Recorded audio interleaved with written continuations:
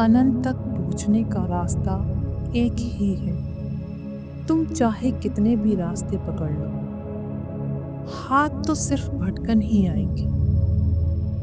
रास्ता तो बना ही है सबको अपनी मंजिल तक पहुंचाने के लिए।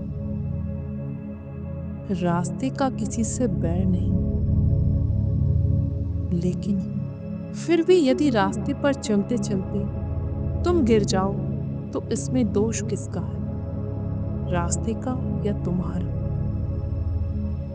ये बात तो स्पष्ट है, रास्ता कभी यह नहीं सोचता मैं किसी को गिरा दूं।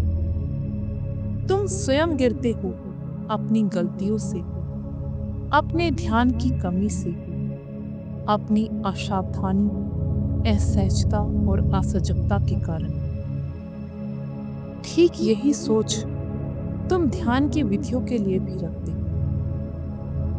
आज का वीडियो उन मित्रों के लिए है जो बहुत तनाव और अवसाद में रोते बिलखते जीवन काट रहे हैं, लेकिन उन्हें इस दलदल से बाहर आने का कोई मार्ग दिखाई नहीं दे रहा, और उनके लिए भी जो ध्यान के नाम पर केवल भटक रहे हैं।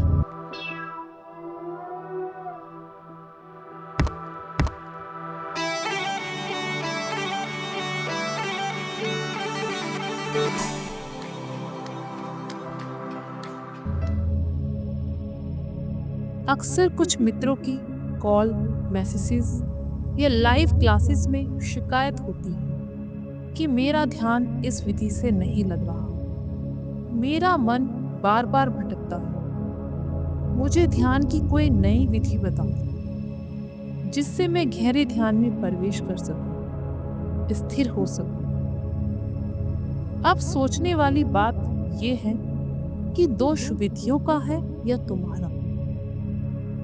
जब तुम किसी ध्यान विधि का अभ्यास शुरू करते हो और तुम्हारा मन इधर उधर भटकता है, तो तुम तुरंत बेचैन होकर सोच लेते हो कि ये विधि अच्छी नहीं है, मुझे अब कोई नई विधि ढूंढनी चाहिए। यह तुम्हारे ध्यान को स्थिर नहीं कर सकती, यह तुम्हें गहरे ध्यान में ले जाने में असमर्थ है। इसके बाद तुम एक नई विधि की खोज में निकल पड़ते हो, और यही खोज तुम्हारे दुख का कारण है। जबकि सच्चाई तो ये है कि समस्या तुम्हारे धैर्य में है, तुम्हारी सहजता में है, सजगता में है, और सबसे बढ़कर समस्या तुम्हारी श्रद्धा में है।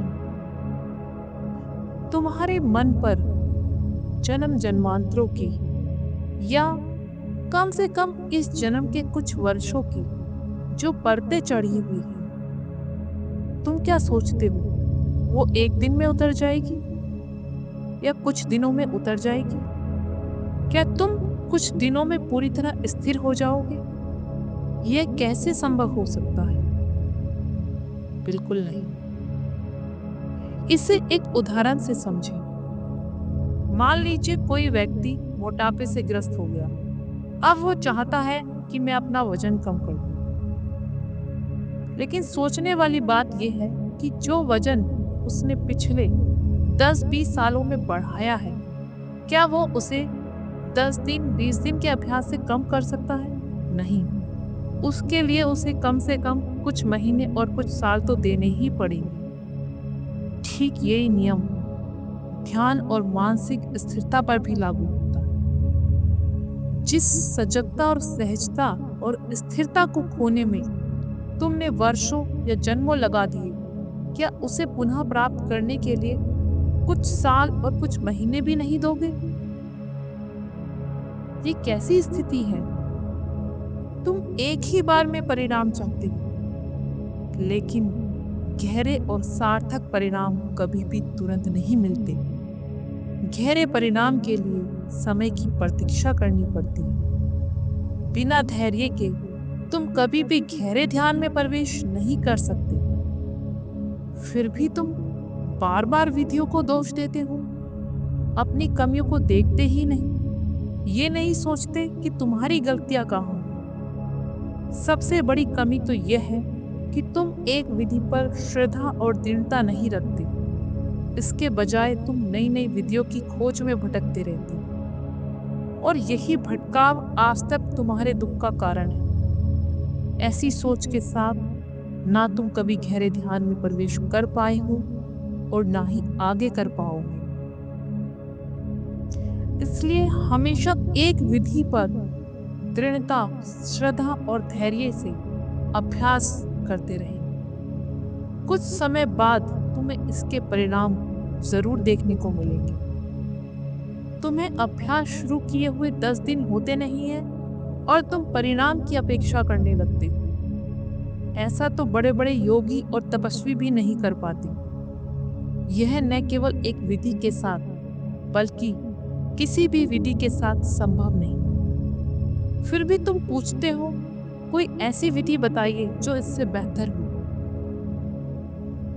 ध्यान की विधि कोई खाना नहीं है कि आज एक खाया कल दूसरा और परसों तीसरा। ध्यान की विधि एक गहरे कुएं की तरह है।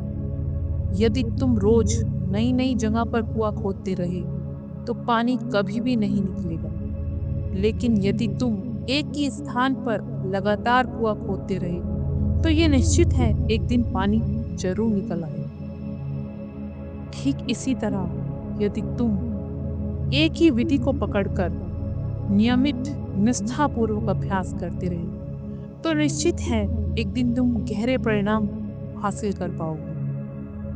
इन परिणामों को तुम अपने जीवन में अपनी चेतना, मन और शरीर के स्तर पर स्पष्ट रूप से अनुभव कर सकोगे।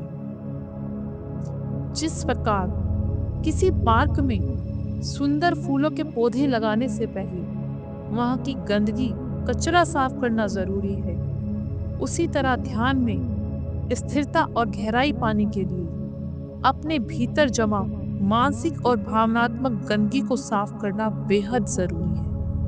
यह गंदगी है तनाव, अवसाद, अनिद्रा, थकान, घबराहट, बेचैनी, भय और मानसिक अस्पष्टता।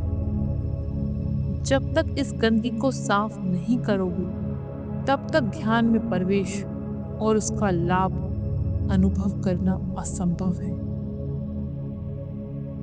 इसी उद्देश्य को पूरा करने के लिए पुष्पम योगशाला में 25 अप्रैल सुबह 6 बजे एक विशेष ऑनलाइन ध्यान कक्षा आयोजित की जा रही है। इस कक्षा में एक अनूठी और प्रभावशाली तकनीक और ध्यान का अभ्यास कराया जाएगा। यह तकनीक तनाव, अवसाद, अनिद्रा, थकान, घबराहट, बेचैनी, भय और मानसिक अस्पष्टता को दूर करने में पूरी तरह सक्षम है। यदि तुम इस तकनीक को कुछ दिनों तक नियमित अभ्यास करते रहे तो यह तुम्हारे मन और शरीर की जमा गंदगी को साफ कर देगी। यह कक्षा तुम्हें तनाव मुक्त, शांत और एकाग्रचित्त बनाकर गहरे ध्यान के स्तर तक ले जाने में मदद करेगी। इस कक्षा में प्रवेश के लिए अपनी श्रद्धा और सुविधा अनुसार कुछ भी सहयोग राशि देकर प्रवेश पा सकते हैं। तो कब तक यूं ही रोते बिलखते जीवन काट दोगे? जीवन की सांझ होने को आई, अब तो एक बार खुद के लिए जीकर देखो। और सच में ही यदि आप अपने जीवन में शांति, संतुलन और मानसिक स्पष्टता लाना चाहते हो तो तुरंत इस ध्यान कक्षा के लिए अपना रजिस्ट्रेशन कराएं। रजिस्ट्रेशन के पश्चात ही इस ऑनलाइन कक्षा में प्रवेश पा सकेंगे। अधिक जानकारी और रजिस्ट्रेशन के लिए डिस्क्रिप्शन बॉक्स और स्क्रीन पर दिए गए पुष्पम योगशाला के नंबरों पर संपर्क करें। तनाव और अवसाद से बाहर आने के लिए एक विशेष तकनीक और ध्यान कक्षा 25 अप्रैल सुबह 6 बजे। धन्यवाद।